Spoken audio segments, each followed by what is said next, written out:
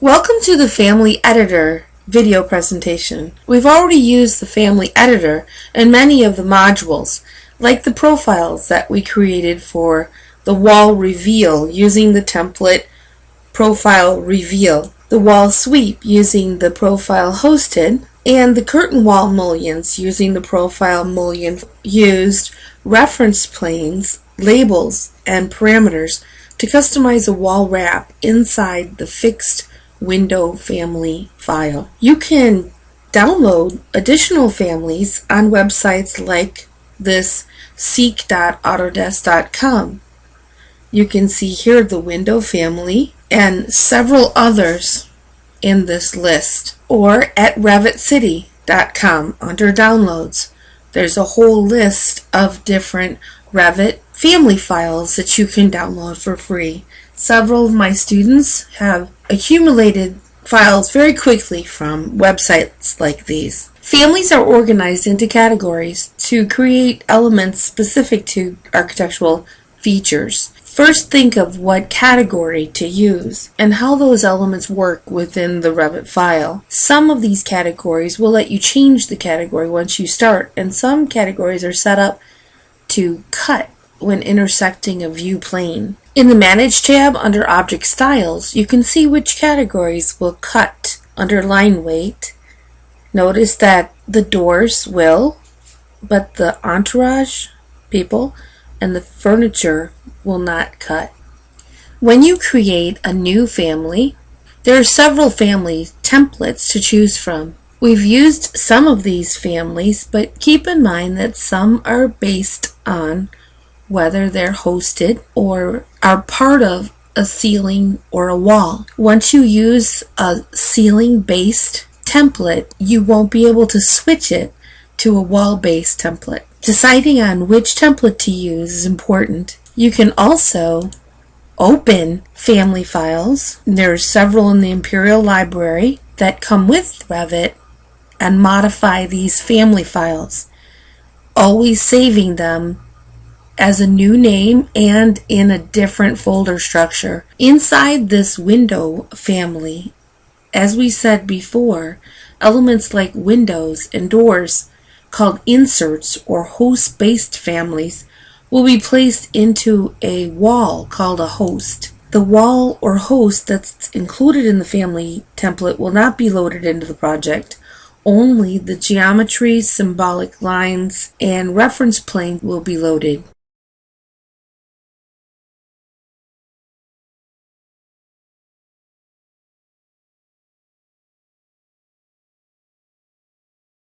In the View tab, let's draw a couple of sections. We'll draw a building section,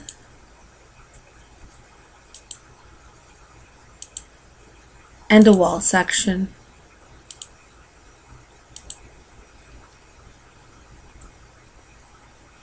If you select your building section, pick Edit Type and take a look at some of the parameters. In the graphics under Section Tag, you'll see that there are several different section heads that you can use. So we can customize our annotation using families. We'll go to the Application menu and create a new family. Then open the Annotations folder so that we can use the section head family template. In this family template, you'll see that there's a note and already reference planes in place. One of the first things we should do is save the file as a different name and put it in a different folder. Navigate to the folder that you'd like to use to save this new section head, and let's call it My Section Head. Notice that you're using a template to create a family file, an RFT to create an RFA. Go ahead and pick Save. We'll delete this note and these arcs so that we can create our own section head.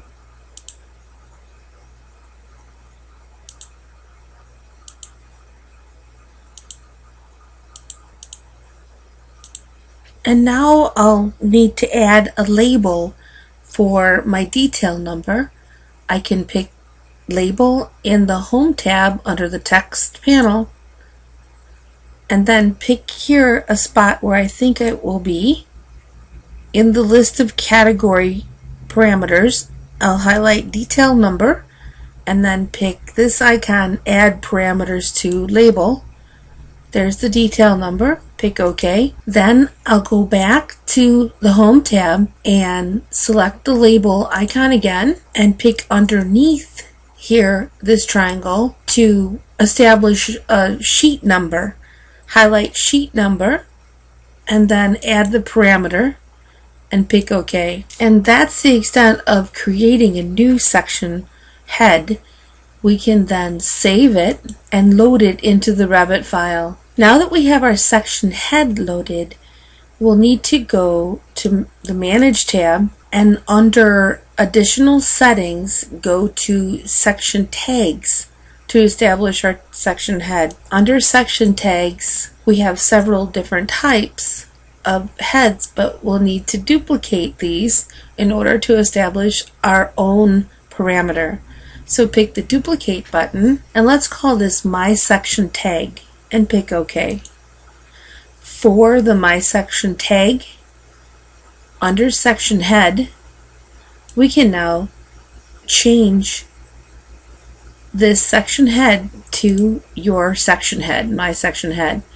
So we establish a new section head and now we're attaching it to the section tag. Let's go ahead and pick OK. Now I can go back to the View tab and start the section tool. Under Edit Type in the Properties, we have a building section and a wall section. We're going to duplicate these two sections to create an entirely new section called My Section. And under My Section, we're going to change the section tag to My Section Tag, which holds the section head. We duplicated the wall section and called it My Section, and then we changed the section tag to My Section Tag. We can go ahead and pick OK, and now you'll see it here as the current wall section. I can go ahead and place it and see my new customized section head. Under Additional Settings and Section Tags, we can change the type to My Section Tag, and we could have also changed the tail when we changed the head to something different, like this horizontal filled section tail, or customized our own and pick OK and see that that will also update. So we can use the family editor and the family files and templates to update our annotation.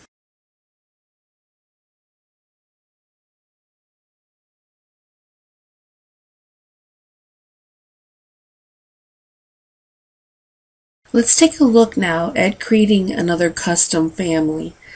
We're going to nest one family into another. We're going to link parameters and control their visibilities and create formulas for these parameters. Start a brand new Revit project and then we'll open up the family file that's posted on Blackboard called Table Round. Navigate to where you saved that file and let's open it.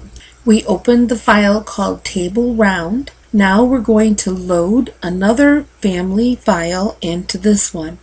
We'll go to the Insert tab and pick Load Family, and then navigate to the other file that was posted on Blackboard called Chair M. Boyer. It's a tubular steel Bauhaus chair. We'll go to the Home tab and to Component, and you'll see this chair. Use your space bar to rotate it and then place it here at the top of the table at those two reference plane intersections. Use your Escape key or pick Modify. Now that we have our family with another family file, the chair, loaded inside of it, we can, in the Properties panel, choose Type for family types And this is where we're going to establish our parameters. We can pick the Add button and type in chairs. The type of parameter is going to be an integer, meaning how many chairs. And the group we'll put under construction. Go ahead and pick OK, and you'll see your new parameter that you created under construction. Now pick the Add button to create another parameter called radius, so that we can control the radius of the table, and keep the type of parameter as length and the group parameter dimensions. Go ahead and pick OK. Now under radius, we're going to establish a formula, which is diameter divided by 2. Make sure that you type in diameter exactly the way that it is here, as these formulas will need the exact type in.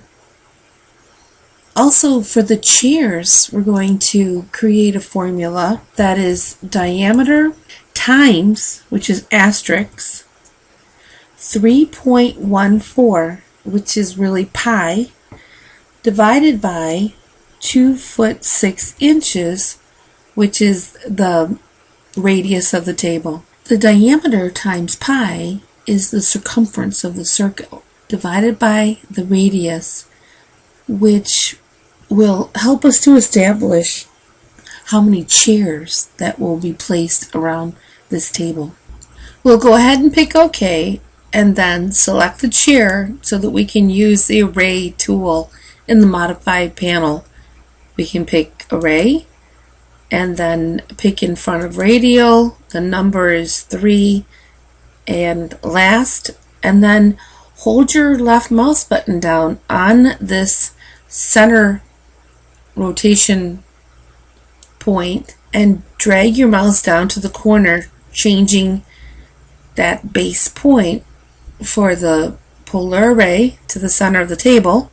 Pull your mouse straight up and left click, then type in the angle of 360 and press enter, and then noticing that 3 is down here in the box, press enter again to create an array of 3 chairs. Now we can place a radius dimension here to reference the radius to the array reference, and then place a label on that dimension. So in the Annotate tab, we can pick radial and just rest your pointer on the edge of the circle here and press your tab key until you see at the bottom left corner array reference, and then click. And then pull your mouse into space here and left click. Use your escape key or modify, and then select that dimension, and in the options bar under label we'll establish the parameter radius here for that dimension. Now we're going to link the chairs to the circle circumference by selecting the chair and then resting your pointer over that little 3 that appears at the bottom of the table and using your tab key to tab until you see at the bottom left corner array, and then left click. You'll know that it worked if you see the temporary dimensions up here. We want to change the label in the options bar to chairs. It will automatically show us 6 chairs based on a radius of 2 foot 6. If we go to the family types in the properties panel, we can change our radius to something different like 3 feet and pick apply, and see that the number of chairs changes based on the radius and the circumference of the table. Notice that where it says name 60-inch diameter, We have a 36-inch diameter, 60, and 84. We need to check those to make sure by default that they are set up for that diameter. So we can go to 36-inch diameter and check that the diameter is 3 feet. Go to the 60-inch diameter and we'll change that diameter back to 5 feet and pick apply. And then the 84-inch diameter, let's change that diameter to 7 foot 6 inches and pick apply. Now we're going to create a group parameter so that we can change the visibility of the chairs. We'll pick the add button and we'll call this display chairs. And the type of parameter is going to be yes, no, whether we want the chairs to display or not. We'll put this under the group parameter construction and then pick OK. You'll notice that there's a display chairs and a small check mark. Now we can pick OK and edit this group of chairs so that we can attach a visibility parameter. Select the chair and pick edit group, and then inside this editor select the chair, and in the properties you'll see under graphics visibility we can pick the small icon to the far right of visibility and associate the family parameter display chairs to this chair group. Highlight display chairs and pick OK, and then pick finish to finish the editing. Now let's go to the family types. Make the 36-inch diameter name current, pick apply, and then we're going to create a new family type that's called 36-inch diameter no chairs. Pick OK and then take the check mark out of display chairs. This can also be done after we've loaded it into the Revit file. We can create several new family types here depending on what we need, or after we've loaded it into the Revit file we'll be able to duplicate as we do duplicate other settings. We can go ahead and pick OK and then save this file and load it into your project. You'll see in the properties drop down all of the different chairs that we created in that family file. We can place the 36-inch diameter with the chair, one without the chair, the 60-inch diameter, 84-inch diameter, and we'll place 2 of these. If we select this table and chairs, we can still pick edit types and then duplicate this 84-inch diameter and call it 84-inch diameter no chairs and take the check mark out of display chairs and pick apply and OK. So for any one of these you could select it, pick the edit type and duplicate these types and change their parameters. Let's go to the 3D view, turn on the visual displays to shaded with edges, and even turn on your shadows and take a look at the different configurations we made with this table and chairs based on parameters within family files.